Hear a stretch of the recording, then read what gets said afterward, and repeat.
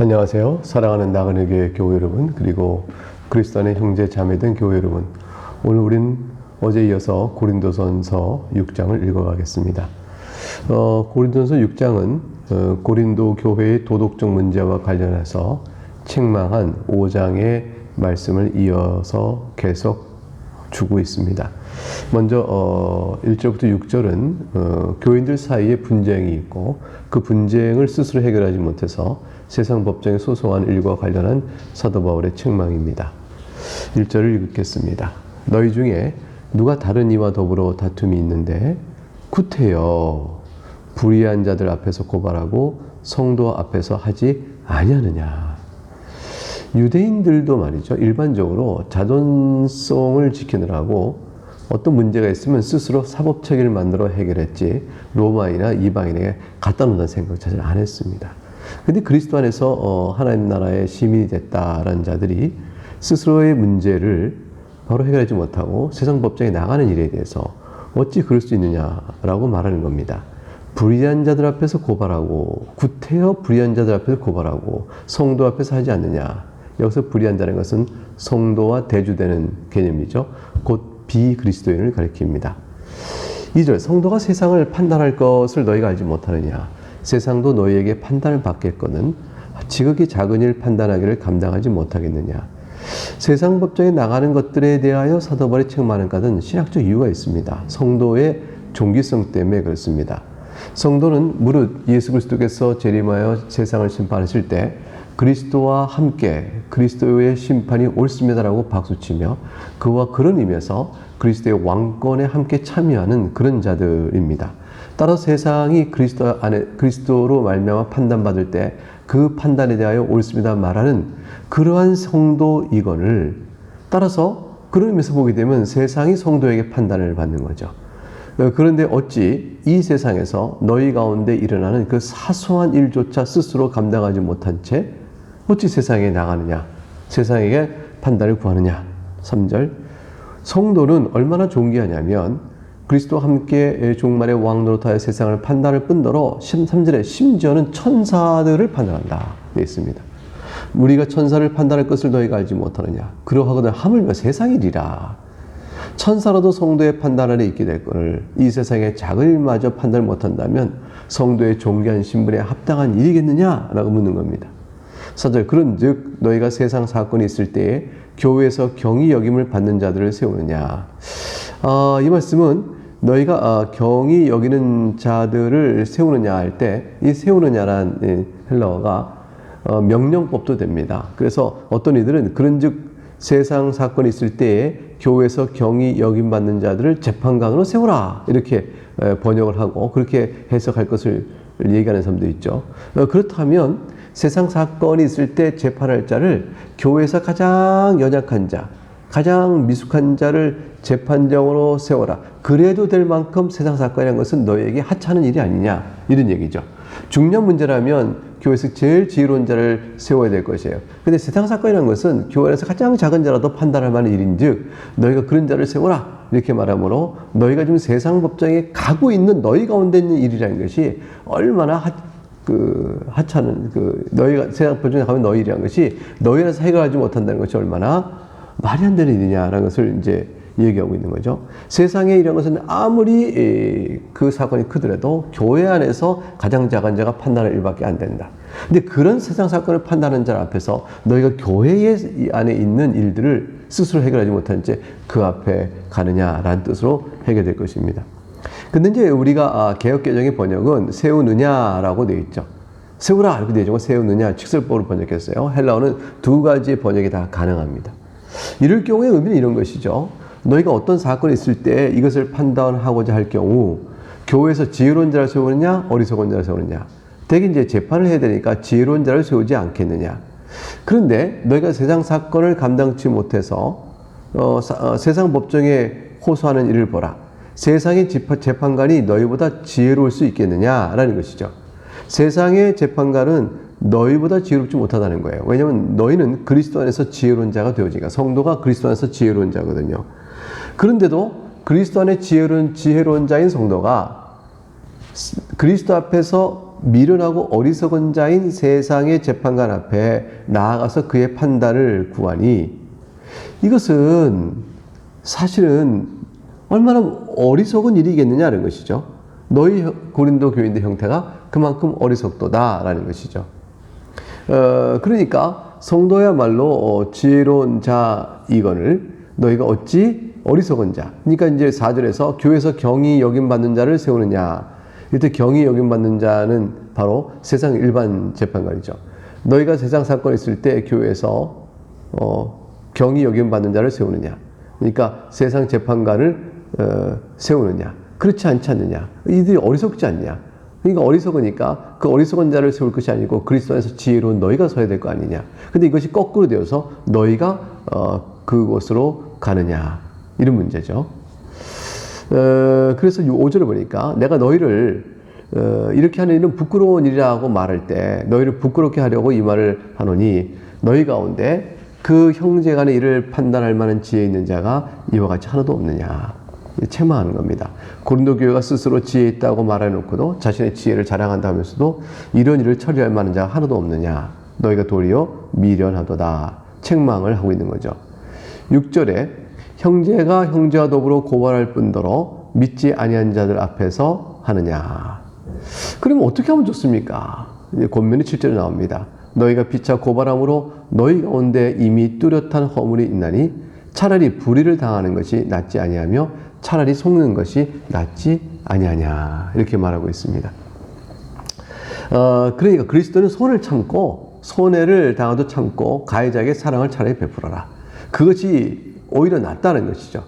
그리스도인 상호간의 소송을 제기한다? 서로 미워하고 불신하고? 그것은 그리스도인의 사랑의 원리에 어긋나는 것이죠. 교회와 세상이 서로 다르다는 구별의 특징들이 사라지게 되는 것입니다. 8절부터 10절에는 그런데 교인들 간에 서로 소송이 벌어졌을 때 한쪽이 불의하여 당하는 일이 있을 수 있잖아요. 둘 다 불의할 수도 있죠. 둘 다. 그러나 어느 한쪽도 불의할 수 있습니다. 그러니까 8절부터 사도 바울은 이렇게 말씀을 합니다. 불의에 대한 행위를 악하다고 말해주는 거예요. 너희가 너희 가운데 분쟁을 해결하지 못하는 경우 대개는 너희 가운데 불의가 있어 그렇다는 것이죠. 너희는 불의를 행하고 속이는구나. 그럼 너희 형제로다. 서로 형제를 속이고 불의를 행하니 이 문제를 풀지 못하여 세상으로 나가는데 성도가 어찌 그런 일을 행함으로 인해서 그런 소송을 일으키고 분쟁을 일으키겠느냐. 9절 불의한 자가 어떤 자인가를 설명합니다. 하나님의 나라를 유업으로 받지 못할 줄 알지 못하느냐. 미혹을 받지 말라. 음행하는 자라 우상 숭배하는 자라 간음하는 자라 탐색하는 자라 남색하는 자라 도적이나 탐욕을 부리는 자나 술 취한 자나 모욕하는 자나 속여 빼앗는 자들은 하나님의 나라를 유업으로 받지 못하리라. 하나님 나라는 본질적으로 의의 나라이죠. 따라서 그리스도 안에서 의롭다함을 받은 성도들만이 이 나라에 합당합니다. 그런데 불의를 행하면서 각종 죄악을 행하면서도 그리스도 앞에 나와 회개하지 않는 거죠. 은혜의 용서를 구하지 않는 거예요. 그렇다면 그런 자가 성도라는 이름 안에 껍데기를 쓰고 있다 할지라도 하나님 나라를 유업으로 받기에는 합당치 않은 것이죠. 즉 성도라는 것은 스스로 자신의 의의가 없음을 알고 그리스도의 의의를 덧입어 자신의 모든 더럽고 악한 죄를 회개하며 새로워지길 바라여 죄를 그치는 자, 그런 자들이 성도인 것입니다. 11절에 가니까 너희 중에 이와 같은 자들이 있더니 그랬어요. 이 말은 뭐냐면 과거에 너희 중에 이런 자들이 있었지 않느냐. 그러니까 고린도 교회인들이 다 순수하고 깨끗한 상태로 교인된 게 아니고요. 다 이런 죄 가운데 다 물들어 있던 사람들이에요. 이런 죄를 범했던 일이 있던 사람들이에요. 물들어 있다는 것은 너무 지나친 말일지 모르지만 이런 죄에서 자유로운지 않은 자들이 상당히 많았어요. 그런 자들일지라도 사도 바울이 고린도 교회에 개척하여 복음을 전하니 이게 음행하던 자가 음행을 그치고 우상 숭배하던 자가 우상 숭배를 그치고 간음하던 자가 간음을 그치고 탐색한 자가 그치고 남색한 자가 그치고 도적질을 그치고 탐욕을 그치고 술을 취하지 않고 모욕하지 아니하며 속여 빼앗지 않는 자들로 다 바뀌면서 회개하여 그리스도 앞에 나와 고린도 교인이 된 거죠. 너희 중에 그런 자도 있었더니 주 예수 그리스도의 이름과 우리 하나님의 성령 안에서 씻음과 거룩함과 의롭다 하심을 받았으므로 너희가 의로운 자가 되었다는 것이죠. 너희 가운데도 그리스도를 믿고 회개하여 새롭게 되기 전에 이런 불의한 일을 탐닉했던 과거의 악한 일을 행한 자들이 있었지 않은가. 그러나 지금은 너희가 어떤 자냐. 지금 너희가 그리스도 안에서 성령의 씻음과 거룩함과 의롭다함을 받은 성도가 되었으니 어찌 너희 가운데서 여전히 그 일을 행하면서도 그러한 행하여 악을 행하여 은혜를 배반하면서도 회개하지 않고 돌이키지 않고 교회가 그것을 회개를 촉구하며 그를 돌이키기 위한 일들을 행하지 아니하느냐.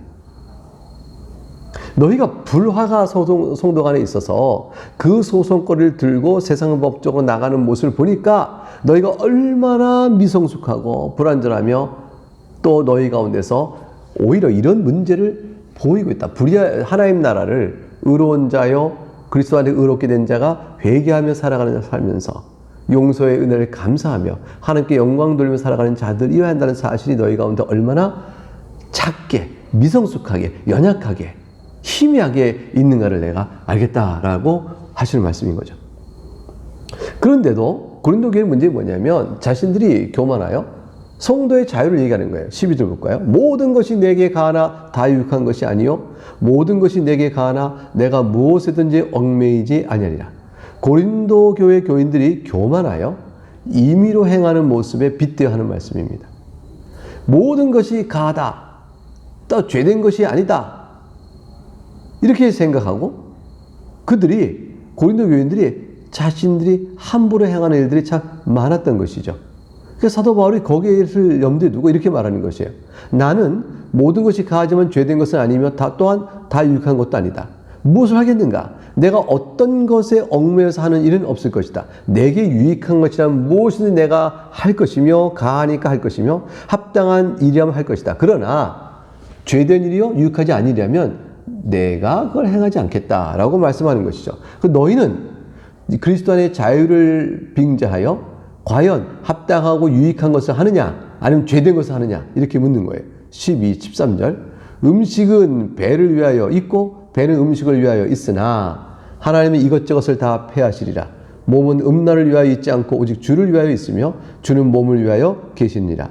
먹는 것은 무엇이라도 일시적인 것이죠. 다 없어져 버립니다. 하나님께서 보실 때 어떤 음식의 규례가 있다면 그 음식의 규례는 말이죠. 하나님 마지막 심판하실 때 또 종말이 오게 되면 다 폐해질 거예요. 일시적인 것이 불과해요.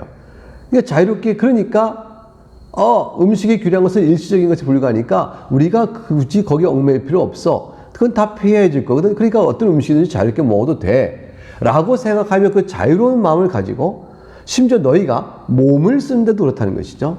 너희 가운데 마치 몸도 일시적이지 않느냐 생각하고 몸에 관하여 절제와 규례 해야 될 규례들도 다 썩어지고 폐해질 것이니까 우리가 음식을 자유롭게 먹도 몸도 자유롭게 쓰자. 그래서 문란한 방탕한 음란한 성생활을 하면서 음욕을 추구하고 살아가는 삶이 그들 가운데 있게 됐다는 거죠. 그 먹는 것과 몸을 같이 보게 된 거예요. 다 자유롭다라고 생각한 거죠. 그러니까 사도 바울이 모든 것이 가하나 모든 것이 유익한 것이 아니다. 그 가운데 가하지만 죄된 것을 하면 안 된다라는 것을 말하고 있는 것이죠.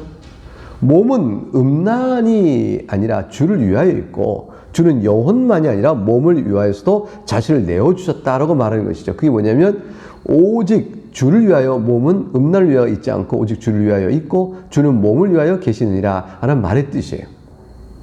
주는 영혼만이 아니라 몸을 위하여서 자신을 내어주셨느니라. 그러니 음행을 그치라. 고린도 교회는 음행에 완전히 노출이 심해 있어요. 그 가운데 다 경계선 없이 무너져가는 사람이 많았어요.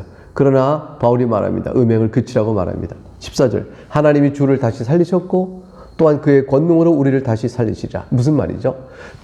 하나님께서 예수 그리스도의 몸을 부활시킨 것처럼 그의 권능으로 우리의 몸도 부활시킬 것이라.